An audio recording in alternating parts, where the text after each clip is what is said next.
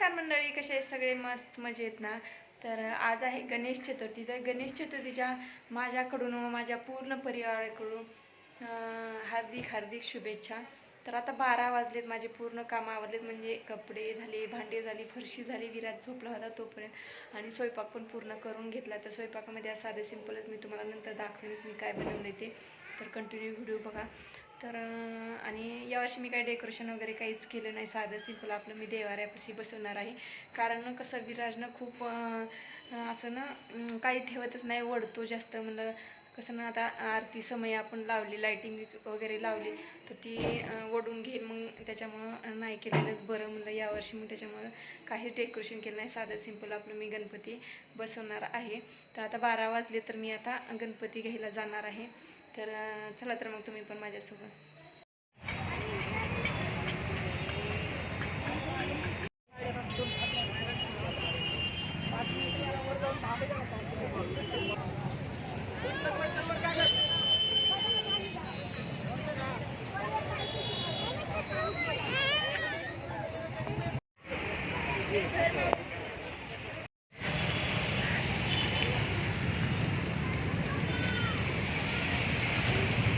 गणपती बाप्पा मोरया.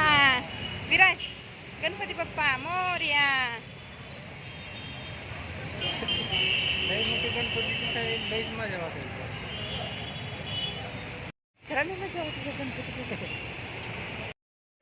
तर इथं ना आम्ही गणपती घेऊन आलो. तर छोटासाच गणपती आणला यावर्षी, आणि गणपती आणल्यानंतर मग मी स्वराजला बाहेर उभा केल्यानंतर त्याच्या पायावर पाणी घातलं, हळदी कुंकू लावलं, आरती केली.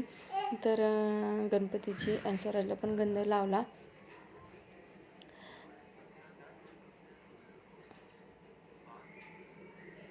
काय ना, मोठा गणपती आणायचा होता, पण कसं विराजमुळं आणू शकलो नाहीत, कारण ना डेकोरेशन केलं असतं तर त्यानं काय ठेवलंच नसतं, हे वड ते वड.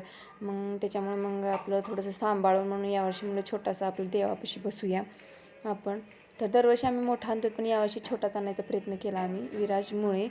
तर गणपती आणल्यानंतर त्याची स्थापना केली. तर इथे पूजा आम्ही करून घेते पटकन. पूजा झाल्यानंतर मग आरती करून घेतली. तर अगोदरच मी सगळी पूर्ण तयारी करून घेतली होती, पूजेचं सगळं सामान म्हणजे काढून ठेवलं होतं.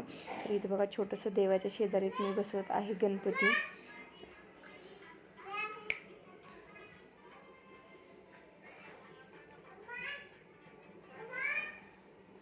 तर अशा प्रकारे पण खूप छान अशी मूर्ती होती, छोटीच होती पण छान आहे.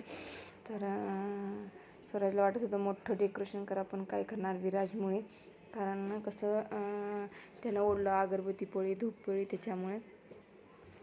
तर इथं पूजा वगैरे करून घेतली.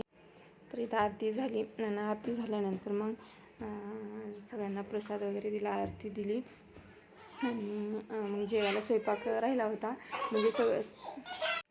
तर इथं मी 21 मोदक केले, 5 करंज्या केल्या, आणि ते वळी लाडू असतात आमच्या इकडं, तर ते वळी लाडू केले. आणि जेवणामध्ये मी केली बटाट्याची भाजी, पुरी, गोडपुरी, करंजी, मोदक, श्रीखंड आणि भात.